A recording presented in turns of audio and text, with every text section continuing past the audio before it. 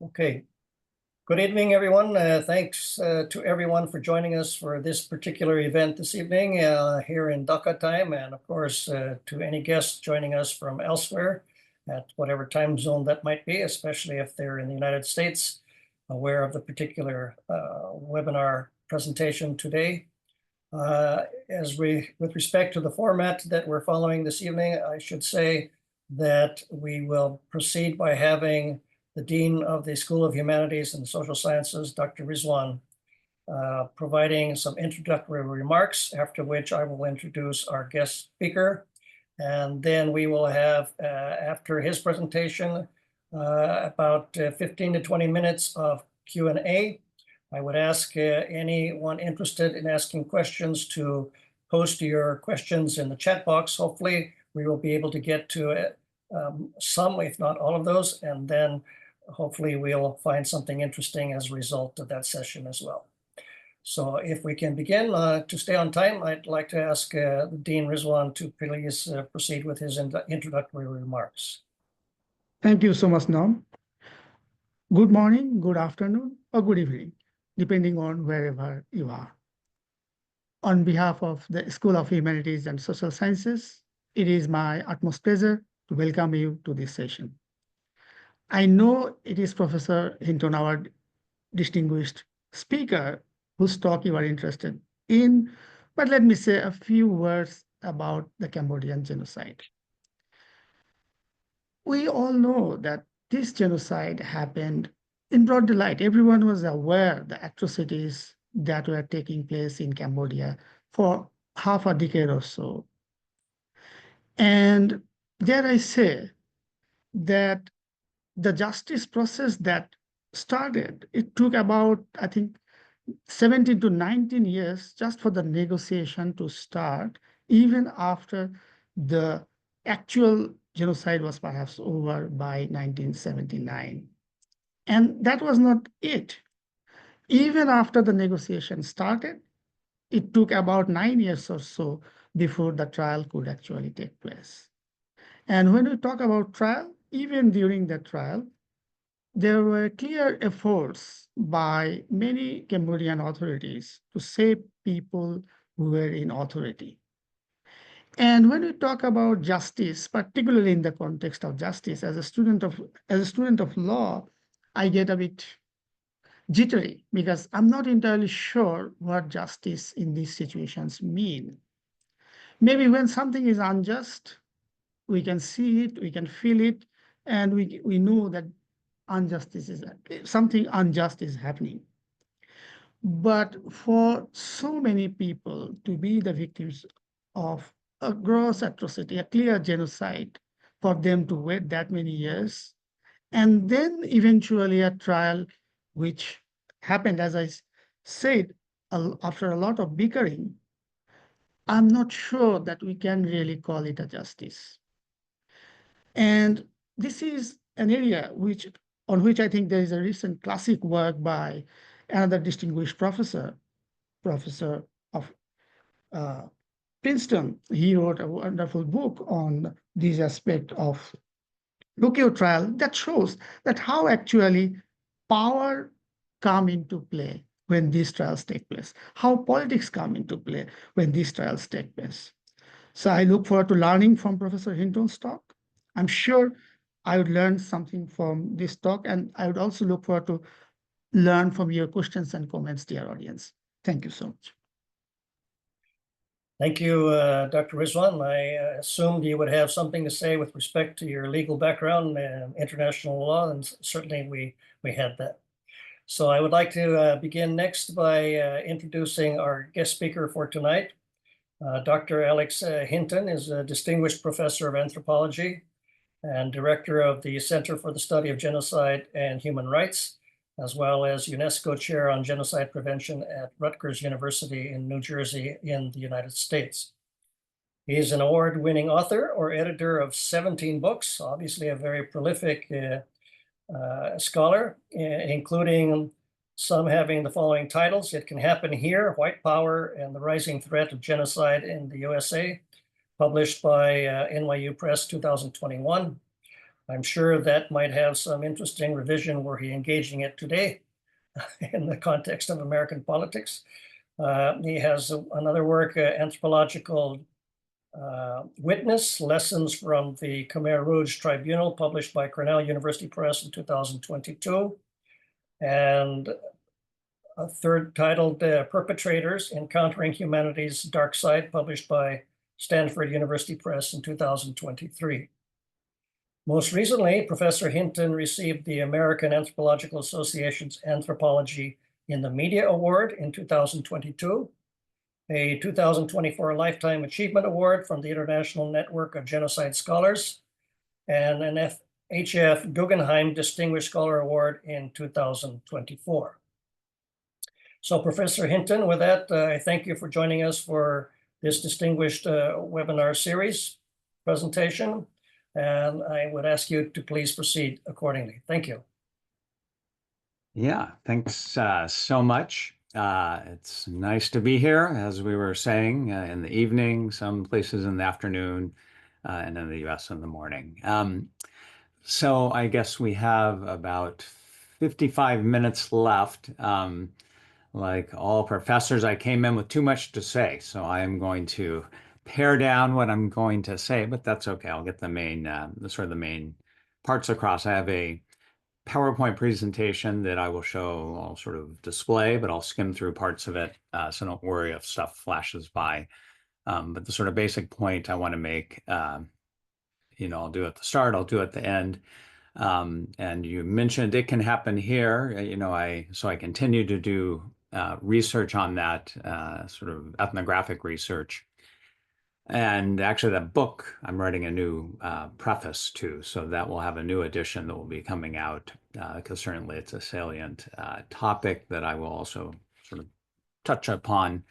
But to begin, and sort of, again, to allude to that, and I'll circle back to this at the end, I want to have some brief prefatory remarks. Diversity, bias, faith and family, inclusion, liberty, equity, equality, critical race theory, common sense, Gaza genocide, Hamas crimes against humanity, transgender, patriotism. So I will circle back to this at the end. And in the meantime, I will try and share my screen.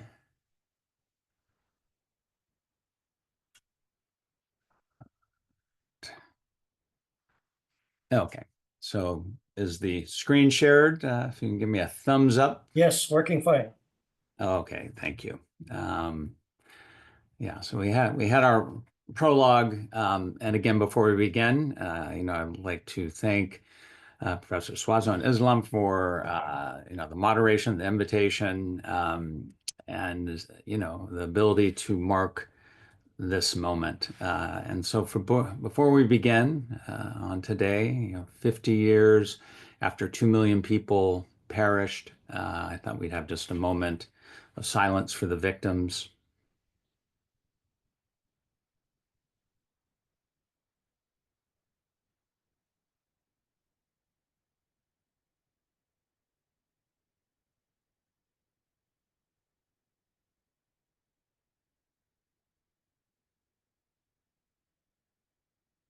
Okay. So I want to begin with a song.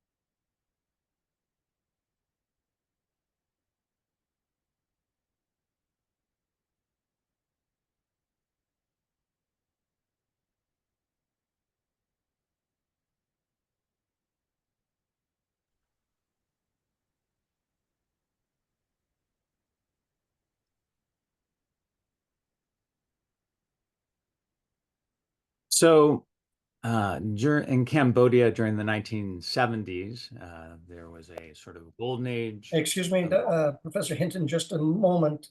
Apparently, the song as played was not audible on our side. Okay. Well, I won't sing it because Okay. that would be bad. This Okay, we essentially can proceed. I've done this before. So there was a song and I listened to it and none of you could hear it. I apologize.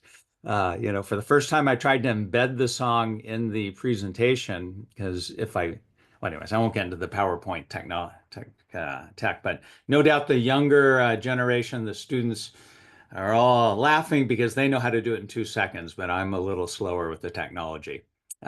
Anyway, so I played a song that was sung by one of the most famous singers in Cambodia in the early 1970s, who was known as the Golden Voice. And as you can see, at least with the lyrics, she was singing in the song that you would have heard this year, I'm 16, no worries, life is like flowers, giving off a nice scent, la la la la la la la, and it goes on like that. And she had a remarkable voice. But of course, the Khmer Rouge came to power and she disappeared. So I want to sort of I'm going to try and pull some different things together. Golden Voice with some Russian dolls, the Nobel Prize, today's USA, and all of us. And I'm going to use the Cambodian genocide. And I might have to pop out a piece of that. With time, we'll see how it goes. So hopefully people know a Russian doll where you have right within the Russian doll little replicas and they all come out of the stack and they get smaller. So I'm going to use that as an orienting device and think about the Khmer Rouge in terms of what you see if you go to get a Russian doll when they're not unpacked, a singular doll. A bit of background. I don't know, people's familiarity with the Cambodian genocide. So they came to power 50 years ago today. And over the course of their reign, a little under 4 years, roughly 2 million people perished from execution, maybe half of them, disease, overwork, starvation, and the Khmer Rouge were a Maoist-inspired group of revolutionaries led by Pol Pot, who was known as brother number one, Nguyen Gia, brother number two, who was sort of the ideologue. They established Democratic Kampuchea, or DK, so I may say DK as I move along, as a term, operating underneath the leadership and at one time overseen by Nguyen Gia. You had a security center, S21, maybe some people have been there. Now it's known as Tuol Sleng, its former name, and it was run by this guy Doik, who was the first person to go on trial. Eventually, as you noted in the introductory remarks, a tribunal was established, lots of politics, and Doik went on trial. Nguyen Gia went on trial. Pol Pot had died by then, and one other person, Khieu Samphan, a couple of other people died. So what happened to Ros Sarai Sotia, the Golden Voice, and why? Well, we're not sure. But, people have tried to find out. As you saw, there's a book written, a graphic novel called The Golden Voice. So she appears to have been alive when the Khmer Rouge took power on this day 50 years ago. One of the stories about her is like many people, she was in the capital Phnom Penh and she was evacuated. So on this date 50 years ago, the entire city of Phnom Penh, the inhabitants were forced out. It took days for them to leave. It was sweltering hot. So she was among them. Not quite sure what happened. In one narrative, her husband was arrested and the Khmer Rouge looked over because they began to arrest former officials. They looked over military personnel and they looked over at her and he said, "Oh, she's my maid." maybe it's true, maybe it's not, we don't know, but there were signs that she went into the countryside where, like other Cambodians from the city and people already living there, she began, no doubt, to work often day and night in different parts of the country where they would build canals, they would irrigate, farm. Often people had rations were very small. People were malnourished, people got sick, people died from malnutrition. And another narrative about her is that she starved to death. And in one of those narratives, she starved, she had malnutrition and she died 2 weeks before the Khmer Rouge regime was toppled. But of course, she's a legendary character. There are other stories about her. So another story says that she was sort of found out and she was forced to marry a Khmer Rouge official, and she was forced to sing. And then one day, nevertheless, she was taken away and killed. We don't know. Maybe she ended up at a place like, there's no record, a security center like S21. And at the top center photo, you see a woman who was actually arrested with her child, taken away, and at S21, where many people were tortured and executed. So we're not sure, but what her story and these different trajectories sort of lay out, is what might have happened to her and did happen to many people in Cambodia at that time during this regime. So the question, what happened, why, as you noted, this is a question I've spent, much of my academic career answering in terms of Cambodia.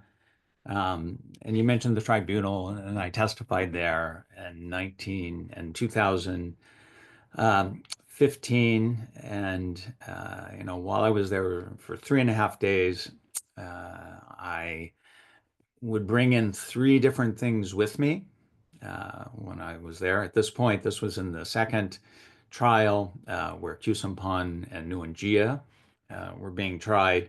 Nguyen Gia was boycotting the tribunal. But yeah, so I was there for 3.5 days. I thought it was a hot seat. It was. I could talk a long time if anyone's interested in Q&A about what the experience was like. But what I want to briefly talk about now, and again, at the end, Nguyen Gia rose up, broke his boycott and said he wanted to say a few things. So hopefully that means my testimony was effective. But each day I came in, I brought 3 objects. The DK, the Khmer Rouge national emblem, a copy of a confession that I talk about in my book, Man or Monster.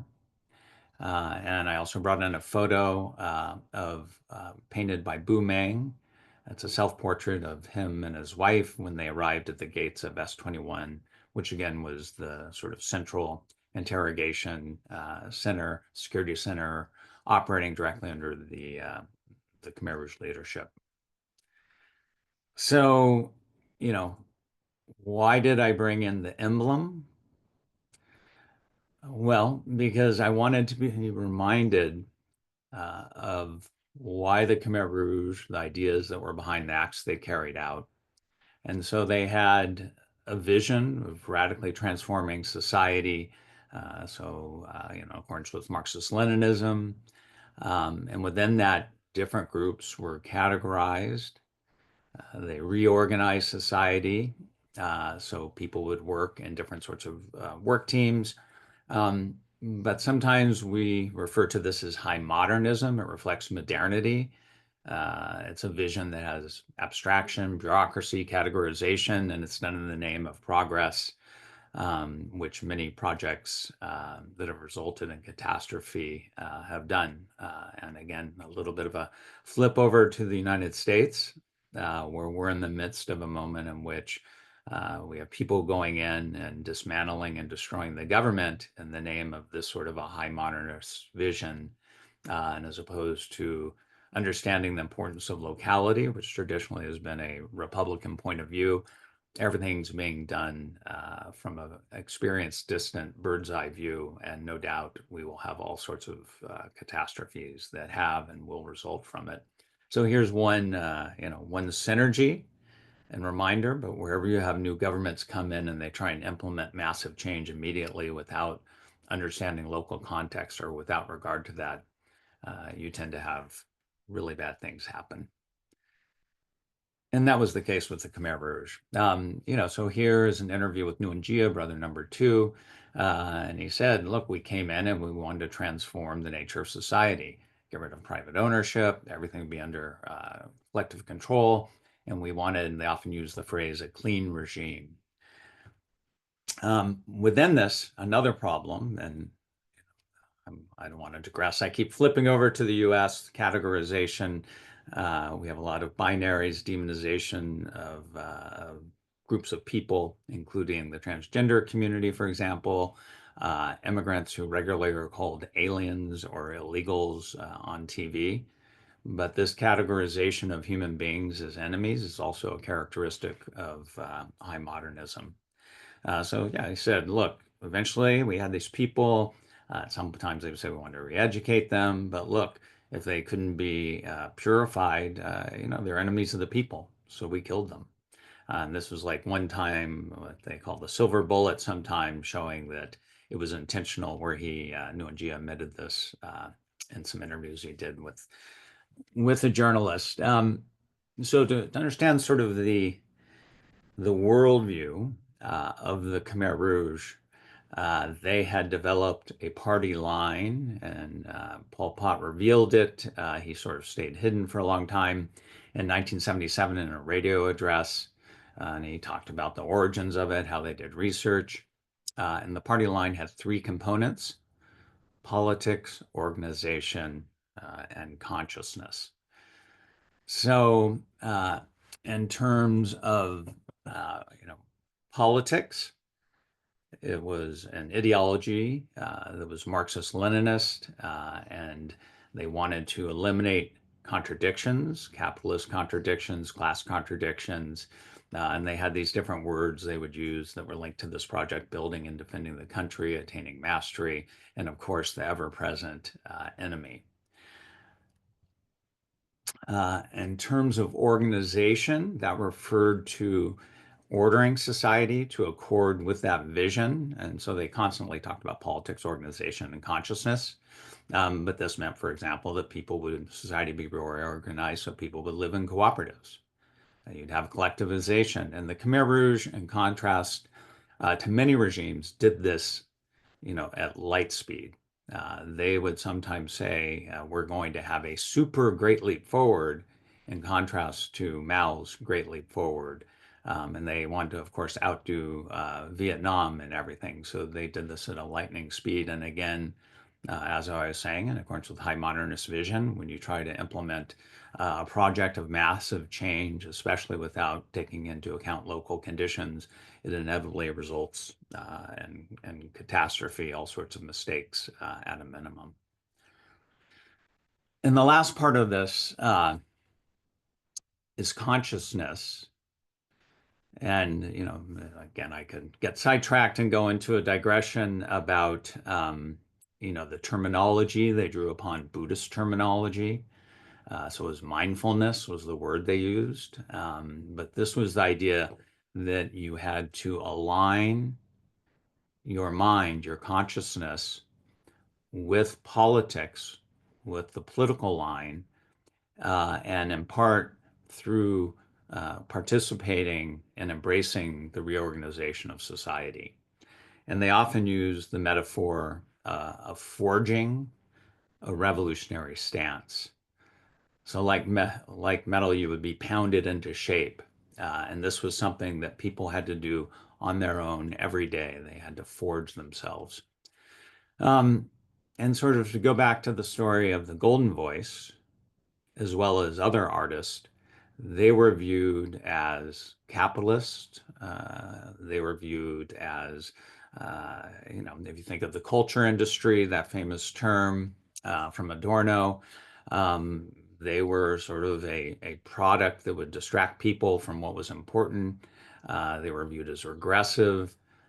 So this association with capitalism, with the old society, meant that they were targeted as impure elements. If we go back to that shot of Nguyen Gia, and they were targeted for elimination. So all of the, the singers were killed.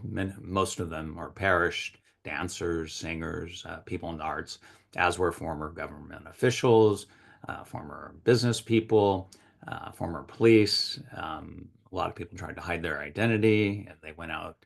But on local level, in every sector, they would take information and they would note someone's occupation. If someone tried to hide it, if they were known, others might inform on them. They constantly did research. And so in Cambodia, there was this constant process of both eliminating these people who were viewed as contradictions, irredeemable enemies, even as supposedly there was the ability for people to forge and transform themselves. I had another song for you. I won't play it. This one was from Tom Petty, but sort of going back to this notion I've been building out with the first song that I tried to play by the Golden Voice. We have this notion of song, right? Which in many countries people take for granted. You sing a song, I'm 16, I'm 16, as she said, or this one by Tom Petty, where he talks about the stories we can tell, right? Where we have the ability to speak.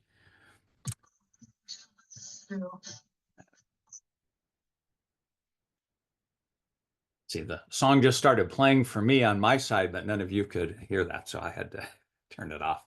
But this was sort of the logic that had to go on, and this took place in society. It took place at places like S21, where when prisoners were brought to S21, this security center, and they had to interrogate, there was a process by which, first of all, you would have the cadre themselves, who again had to forge their minds to have this alignment between their consciousness, the political line, and the organizational line. And this was constantly talked about. So you had this way in which, again, the individual mind was taken and reshaped. And again, if we link into this notion of song stories, there was a singular story that could be told under the Khmer Rouge. It wasn't open and capacious. The Khmer Rouge had revolutionary, art. So again, if you wanted to sing, it had to be something that reflected the Khmer Rouge party line. And of course, they organized this propaganda art. And Nguyen Gia himself, brother number 2, the person who came up when I was testifying, was thought to have written some of the stories that appeared in Khmer Rouge revolutionary tracts, including the story of Dam Phang, the Red Heart of Dam Phang. And this was during the Civil War, at the same time that the Golden Voice was singing. And again, her name, the Golden Voice, that was a nickname given to her by the prince at one point. But Nguyen Gia wrote this, and again, it was the idea of this revolutionary whose consciousness aligned with the Khmer Rouge political line, and he was eventually arrested. And when he was arrested, they tortured him. This is the Khmer Republic that was in power before the Khmer Rouge came to power.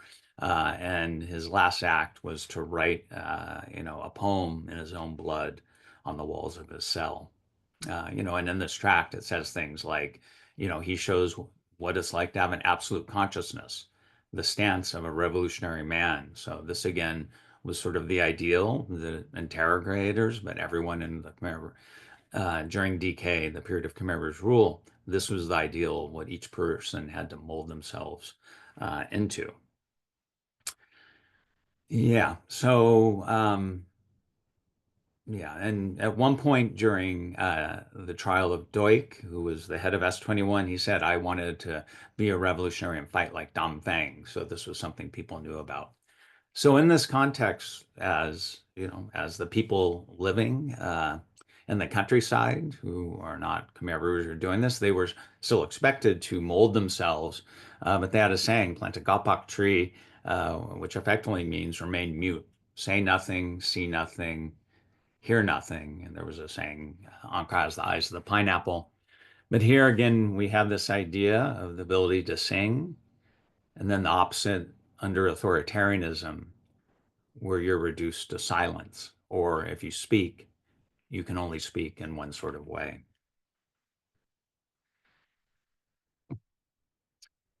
Yeah, so in terms of a hallmark of authoritarianism, with extreme and totalitarian societies, of which the Khmer Rouge, like maybe North Korea, is perhaps the most extreme in history, possibly. Um, so if we think about authoritarianism versus what many people take for granted, depending on where they are in the world and the governments they live under, the sort of democratic ideal of having a public sphere where you can talk and engage and dialogue with others. And you see in the bottom corner a public square. Uh, there is a political theorist, Hannah Arendt, who talked about, in contrast to having an open dialogue in the public sphere, you would have a totalitarian society in which people were atomized. In other words, they were like singular, isolated units. They lived in silence. Yeah, so with this metaphor of the Russian doll, this was like the idea of singularity. You can tell one story, there's silence.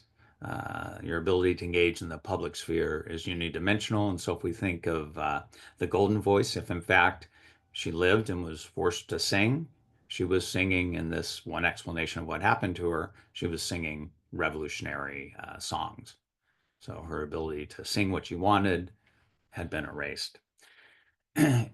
So sort of moving to slightly more abstract view of this, if we think of what does it mean to be atomized in an authoritarian or totalitarian society, we have a state on the individual level where you're lonely and atomized, as Hannah Arendt talked about, but you have this erosion of things like having checks and balances, impartial administration, the ability of people to engage with the system, to vote is diminished.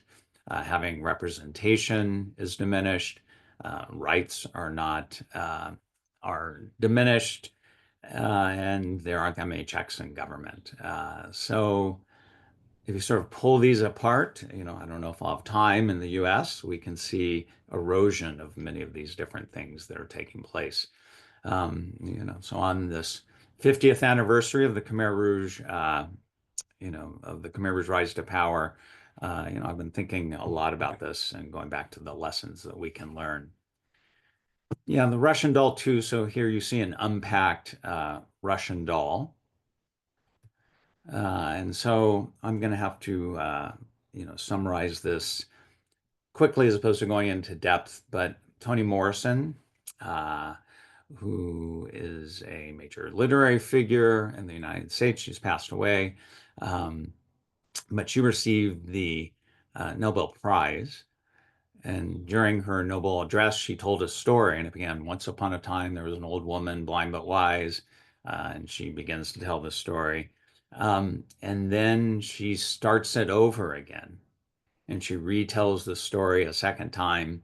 And in this story, this old woman is approached by youths, and they try and trick her by asking, old woman, what do I have in my hand? Is it this bird? Is it alive or dead? And she eventually says, well, I don't know, but I do know that it's in your hands. Yeah, but then, once upon a time, then she tells the story a third time. And the thing begins again, once upon a time. And in this version, she's telling some people the story. They say, well, how did you know that the kids had ill intent? You just made that assumption. What if they had come to you as an old wise woman and wanted to understand what you thought about this, to understand your insights about the world? And so she tells the story once again, and in this retelling it ends. And she says sort of like, I don't know, it's in your hands, but we've done this thing together, so it's dialogic. So she tells the story three times as opposed to a singular, unidimensional, singular story. And more broadly, this aligns with Toni Morrison's, view of what language is and what it can do. And within this, she constantly warned against what she called in her address, the policing languages of mastery. Instead, she wanted dialogue, the exchange of ideas, not to have, as she says in her address, a sort of final word. And she wanted language to challenge structures of power and to expose what's happening. So again, in alignment with the singular story, that cannot happen. But in the vision of plurality, you are in a situation where you can talk about that. So that's Russian doll 2 of plurality versus singularity. Yeah, and if we sort of shift gears and think about what leads someone to commit acts like Nguyen Gia did, Hannah Arendt in her writings talked about thoughtlessness. So people always talk about the banality of evil as being something linked to bureaucrats, but actually it was a failure to think. Or in her characterization of Eichmann, the Nazi who oversaw the transport of Jews during the Holocaust, excuse me, it was his inability to think, or when thinking, to think in terms of trite sayings, slogans that came from the regime. So again, in terms of Russian doll 2, plurality, it's this ability to think for ourselves, an ability to express that in the public sphere. And that was for Hannah Arendt the way in which you can act and you can fulfill your humanity as a human being, in contrast to states of totalitarianism and authoritarianism, where what you can say is truncated and you're unable to express yourself. Yeah, Russian doll 3, I'm not going to have time to go into because we want some time for questions. But I was going to talk about the US a little bit and sort of the vision that exists. I will just land for a moment. I was going to talk about a story that our former and now, once again, President Trump sometimes told, characterizing immigrants as snakes. But before he came into power a second time, he sort of laid out all the stuff he's doing, as this chart illustrates. Some of it, there's much more. But as you can see, it's an attack on the sort of basis of democracy. And so in the United States, certainly we're not living in an authoritarian state, but we do have signs of democratic backsliding once again. And for people who study this, it's an alarming situation. Yeah. So, as I move to conclude here, Adorno, the German neo-Marxist philosopher, has a famous essay where he said the premier demand upon education is that Auschwitz not happen again. And for what he meant by this is that the sort of seeds of Auschwitz, as if you will, the dynamics that were taken to an extreme in Auschwitz are omnipresent. They're in all the societies we live in different ways. And so for him, this idea that Auschwitz is still with us means that we have to learn to critically self-reflect about those mechanisms and to become aware. And that also is the goal of education, is to make people, have people, give them the tools to think critically and to see these dynamics for what they are, so we don't end up in situations where mass atrocities can take place. Yeah. So to conclude, for about 4 or 5 more minutes, I just want to go back to, the stay of remembrance, and the focus of my remarks, as I'm going to try and sort of summarize now, has been just a sort of both a simple and a complex lesson learned, which is about language, which makes us, an absolutely essential part of our humanity, of our ability to exist and interact in the world, to speak, to sing songs, to tell stories, in contrast to the opposite, which we can see dramatically revealed in the Cambodian Genocide, which is singularity and silence, where people are atomized, lonely, unable to speak, and if they do speak, what they say has to accord with the Khmer Rouge Party line. What they say has to reveal a consciousness that aligns with politics, and through their daily actions, that they're participating in the reorganized Marxist-Leninist society. So again, in terms of predictors I alluded to before, and people who look for signs of democratic backsliding, signs of potential mass human rights violations, language is something that's absolutely central to that. And as an aside, all over the world in many different societies, we have places where the ability to speak is muted, truncated, democratic backsliding, authoritarian regimes. Again, as we have the 50th anniversary at this moment, it's kind of shocking to think that we have literally in motion 3 different full-scale genocides in Gaza, in Ukraine, and in Sudan. And in some ways, Sudan is sort of a forgotten case, but, massive loss of life, displacement has taken place there as well. But literally, 50 years later, we have 3 genocides that are in motion as we sit here and speak. And we have many other sites that are sort of under threat where mass human violations are taking place. Yeah, so, with the Russian doll, that was a metaphor of singularity versus plurality. But also in many societies, we're in a state with Russian doll 3, which I didn't really have time to fully flesh out, where you're somewhere in between. And for Adorno, the lesson is that you constantly have to be attuned to the erosion of the ability to speak, for a society to tokenize you, and to erode your ability to, as Hannah Arendt said, participate fully in the public sphere.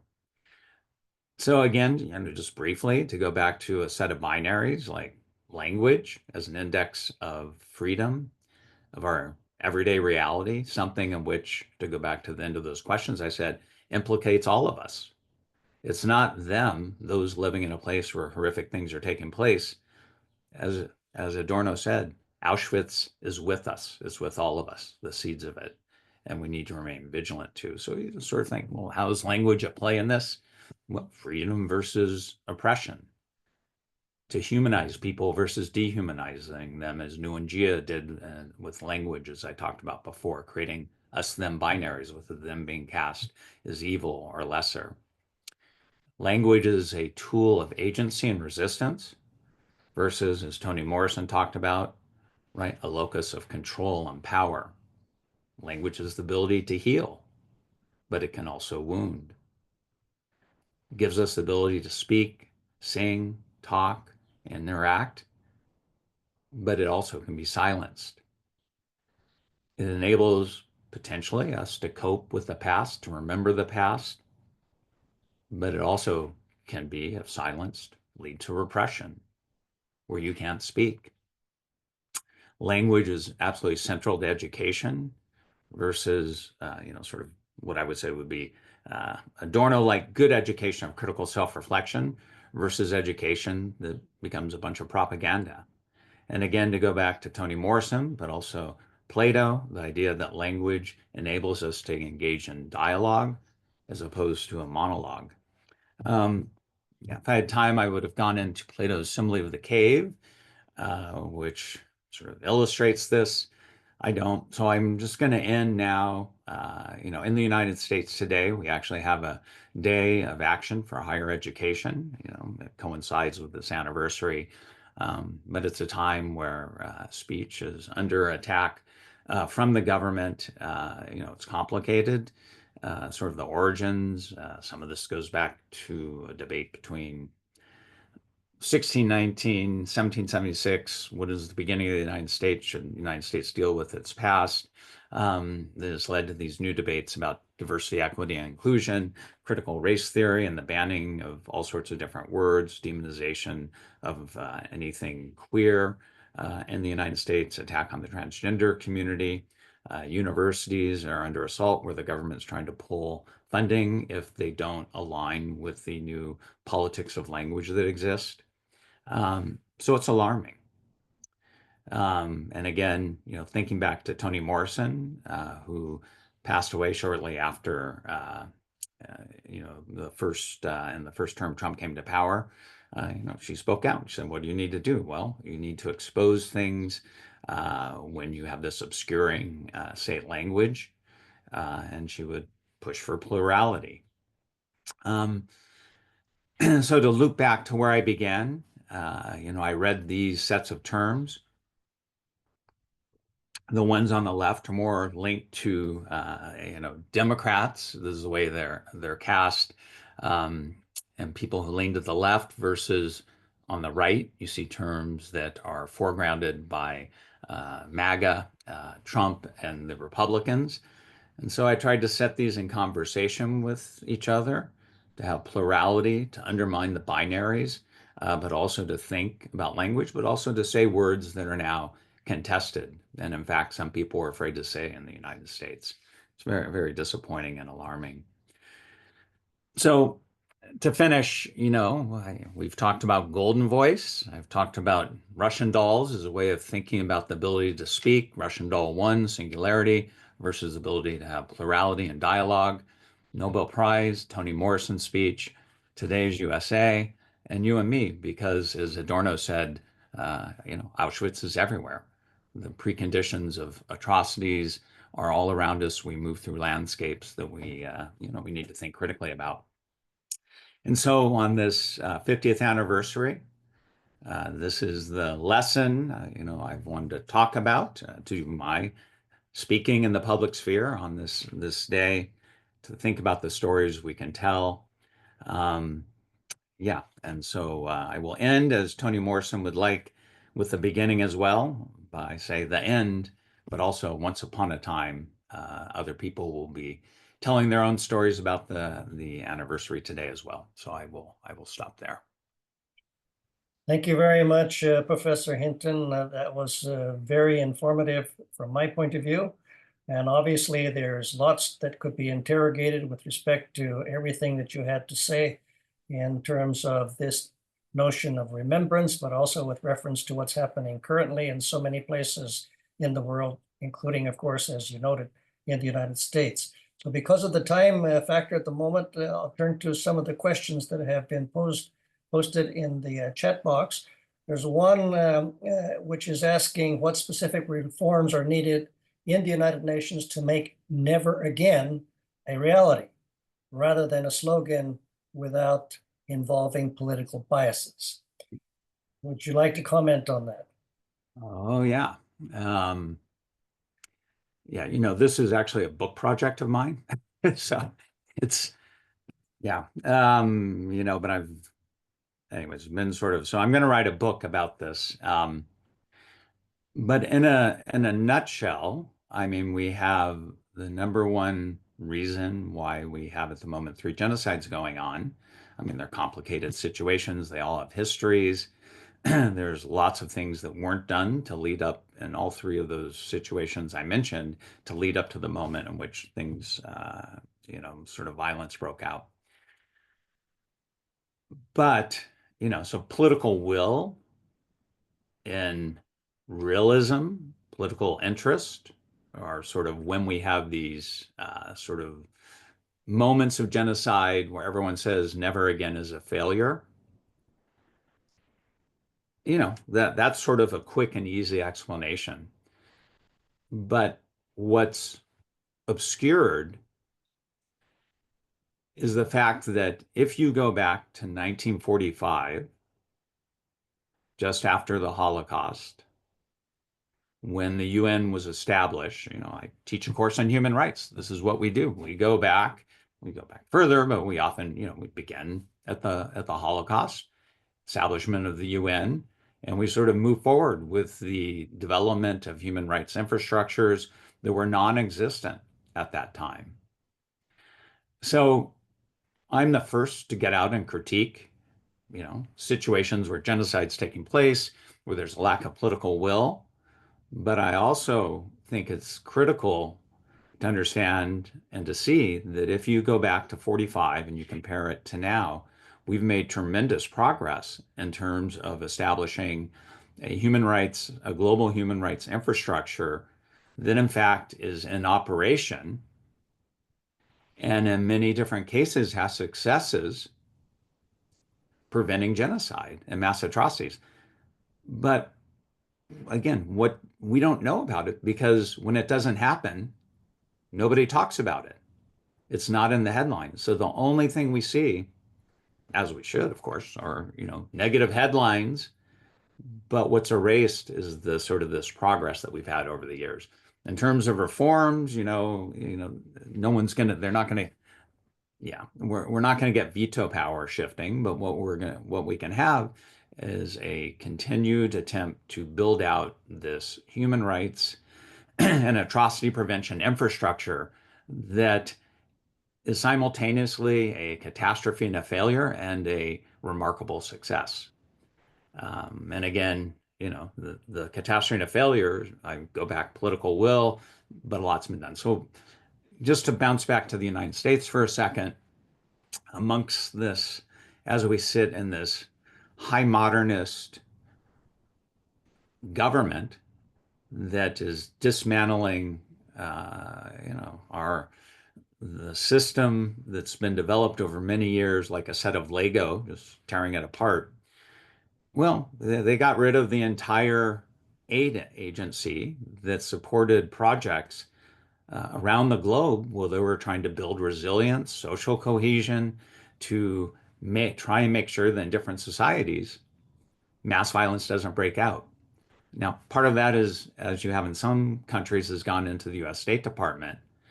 But many projects, the plug was pulled as these projects. I'm sure many people have heard about this.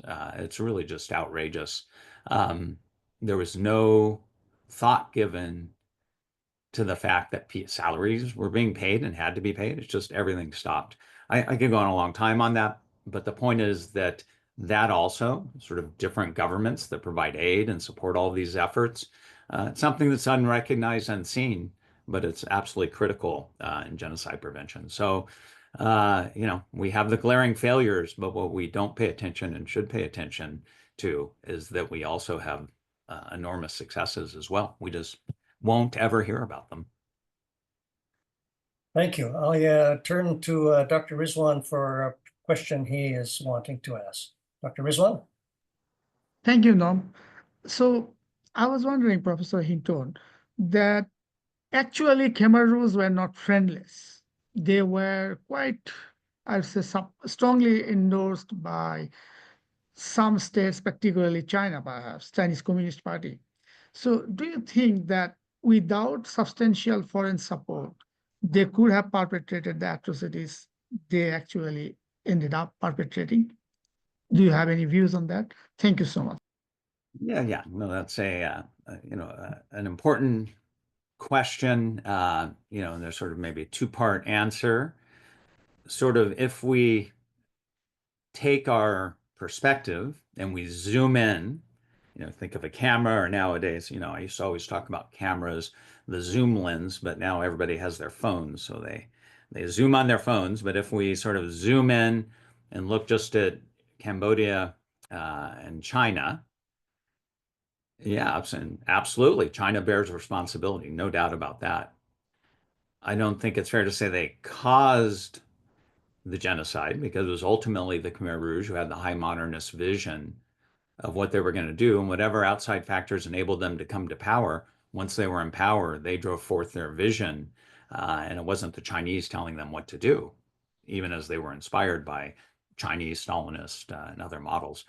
But if we zoom back out again, we see the complicated geopolitical situation, and any kind of placing blame, in a singular manner, then leads us to not see other things. So, of course, the United States had a role, right? It was directly involved in facilitating the Khmer Rouge rise to power, in part through the bombing campaign, and Southeast Asian states. This was a superpower Cold War battle of support. So again, if we go back to what I said before about glaring failures that we have so often, political interest, we're at the forefront, right? Political will, two different things. Nobody's going to intervene, and you have direct interest in supporting or opposing the Khmer Rouge. So China absolutely is bears responsibility, as does the US, as does ASEAN countries, so on and so forth. But the blame ultimately is placed upon the Khmer Rouge. Professor Hinton, I believe we have a question from someone on your side of the world, and we're happy to take the question. We have someone who's curious about what advice you'd give to PhD candidates who want to make sure that their research supports and continues this work, and in particular to relate it to the United States. Again, so sorry, I don't have the chat up So about this person advice for- is curious what advice you would give to PhD candidates who want to make sure their research supports and continues this work, and in particular to relate it to the United States. Yeah, I guess the word support is the only thing I'm not sure about. If that refers to support as financial support in this very contested moment that we have in the United States, it's extremely precarious. So again, going back to this high modernist vision, the sort of Lego building blocks destruction that's going on, an attack on academia, I mean, it's going to have a profound impact, not just on research, which is being gutted, but also upon students, because if the funding goes for research, funding goes for students in many different disciplines, especially the sciences, the plug gets pulled. International students, who wants to come to the United States right now? So you expect massive decline of international students coming to the United States. Within that, of course, institutions have resources depending on the field, and there is funding support for students to study, but it's a much more precarious moment. Now, the one thing we've learned over time, unless we have a massive amount of democratic backsliding, is that presidents come in, it's 4 years, and then there's a new government that comes in. So, that's sort of how I look at it. I'm quite aware of the possibility of democratic backsliding, but it's a 4-year wait, and then I expect things to dramatically change in the opposite direction. I hope. Nothing's guaranteed. And at that point, things will kind of recalibrate. And I think we'll be past the Trump era. Once Trump is out of the scene, Trumpism goes away, MAGA goes away, and the U.S. politics in the 30s is going to be much different and much more as it has been. And I expect the U.S. to enter back into all of the international agreements that it's pulling out of, reestablish alliances around the world. Be some damage, but in the end, if we go back to political realism, political interest, even if people are ticked off at the United States, as they well should be for all the stuff that goes on, it's in everybody's interest to sort of move forward after we leave the Trump era. And I look forward to that moment when we leave it.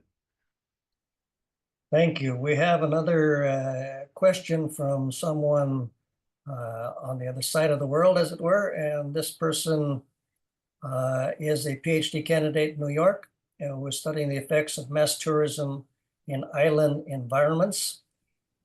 Has apparently read your work regarding mass genocide sites and dark tourism. The question here is whether it's possible for you to speak more on this topic. And question in particular is how we can avoid the glamorization or dependence of such tourism in such sites. Yeah, it's an interesting question. Yeah, so we had this term dark tourism that got coined like 15, 20 years ago, I think. I can't remember the date, but I remember when it sort of came out. There was a book that came out, and this was an interesting term, and it sort of threw into, throughout in many different cases where people would go visit, and you would have, the commodification of suffering, and there was a massive critique of it, which is well and good, as it should have been. In some ways, there's a flip side of dark tourism where you have a lens, which often is a sort of political economy lens, that can potentially take away agency from people on the ground. So I showed the painting of Bumang. Bumang, again, I didn't have a lot of time to go into his story, but he was imprisoned there. He's the one who you have the painting of him and his wife that he did, and they're blindfolded at the gates of S21. Well, Boumeng had a book. It was actually written by a former student at Rutgers, Vanak Hoy. It was written, and so he sells it at Tool Slang. So people come in, and this is true for another guy, Jumai, and actually now another person. So people come in, and he has a booth set up, pictures. They come and they take their pictures with him.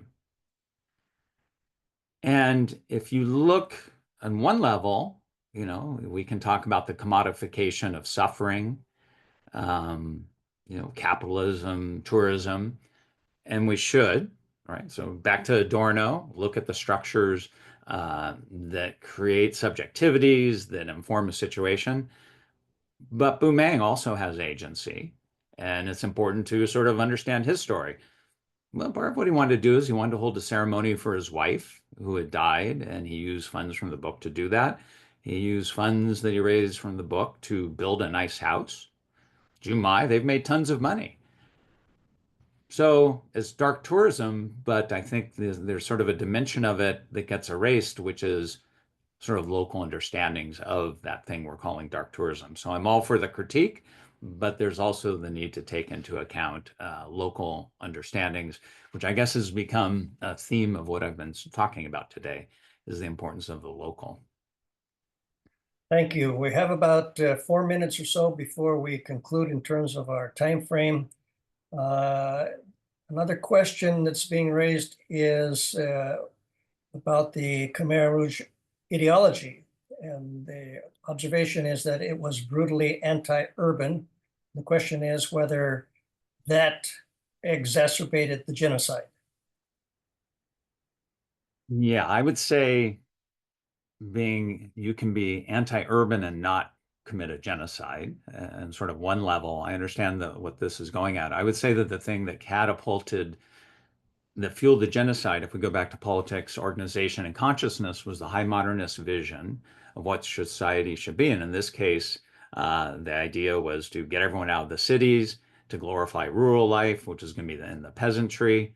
But it was the formation of those ideas themselves that were the driver. You could have ideas that were formed in different sorts of ways, where you could valorize the urban and you could put down and demonize the rural. So it's really ultimately, I would step back a level and say the driver is the high modernist mindset that attempts to categorize people in society, to dehumanize them, and to sort of shove away that which does not fit with the idea of what a society should be. So it's a great question. And you can also do a comparative study looking at Russia and China, Vietnam. It'd be a kind of interesting thing to look at. But again, you have this sort of Maoist peasant model glorification of peasantry that exists in this case. But it's relevant insofar as it's part of the project that's formulated in accordance with this Maoist-inspired vision. But you just step up one level, and it's ultimately that driver, right? The sort of line that's driving it, if you will, and that can be done in many different ways. Thank you. So a final question, if I may, as moderator, I also raise a question. You didn't have the chance to engage your remarks concerning the current situation in the United States and MAGA and so on and so forth, to draw the reference to remembrance with respect to what's happening currently. But you did make reference to Hannah Arendt and the concept of banality of evil and the notion of thoughtlessness that she expresses in her book on Eichmann in Jerusalem. I would contend that the problem in the United States with the MAGA movement and Trump in particular is exactly this problem of thoughtlessness and the banality of evil complicating the situation politically in the United States. In the limited time we have for now, would you say that you concur with that, or would you have some reservations? Yeah, a bit of both. Sort of briefly, since I do research directly on this, A big mistake, I would say that there's thoughtlessness on the left and the right, right? Where you have caricatures of the other side. That's a sort of longer story, but more directly to what's going on. Again, I've been talking about this high modernist vision, the ability that a set of ideas, the golden age, the transformation of the United States back to some sort of idyllic past that's never really spelled out. Absolutely. This is the paradox. And, in my book, Man or Monster, I sort of I take the banality of evil and I talk about the banality of everyday thought. I take that notion and I turn it around. That book, if anyone's interested, is actually open access. It's a free book. But the idea there is that, in fact, our ways of thinking in general, right? We reduce, we categorize. It's part of the way our minds work. And this was actually something that Adorno thought about and talked about. And part of critical self-reflection is to constantly try and be aware of this reductive thinking that's taking place. And this is, in an age of social media that we're in now, this is a huge issue. That's sort of part one. And again, I told you I could go on a long time. I could give another 45-minute talk on this because it's my research project. And sort of lean to the caricature, people on the left often do not understand that actually what's taking place is well formulated.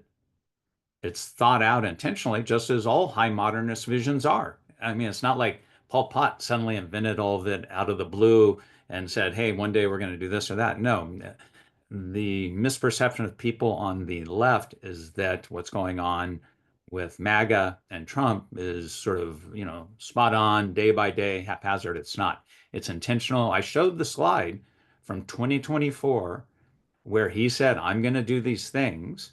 That was from 2024. And he's done all those things, right? I had that chart of democracy in the US. This is intentional, well thought out. It's planned. And whatever you think about the sort of, ideologically and the perspective of Republicans, which tends to be kind of locally empowerment of the local level, but isn't in this case. The problem is the attempt to implement it in this haphazard, I think just foolish manner, which is separate from the sort of guiding principles of Republicans in general. And it's going to lead to suffering, and it already has. It's just going to be a catastrophe. Hopefully it won't be a massive catastrophe, but I think it'll take the US quite some time to recover from what's going on. Thank you very much. So we're now at closure time, and I would ask Dean Rizwan whether he has any closing comments, remarks he'd like to make before we close off for the evening. Dr. Rizwan? Thank you, Norm. I would just like to take this opportunity to thank our distinguished speaker for his time, and I would say a very thought-provoking talk. Thank you, Professor Hinton. Yeah, thank you so much for the invitation. Thanks to all who attended for being present today. Appreciate it. Professor Hinton, likewise, with much appreciation. I wish we had more time. There's obviously lots that we could have talked about, and I certainly wish you a very good day back in the US, and I hope to find some of your work and read it. I know I recommend to the audience that there are lots of YouTube presentations you've given. They're available there for anybody who would like to follow up on some of those related to what you've been talking about this evening here. So with thanks to you, we'll probably just go ahead and sign off now, and I wish you all good and well. Yeah, thank you, and good evening for you, and good afternoon to some, and good morning to others. So yeah, thank you. Thank you. Have a good day. Bye. Bye-bye.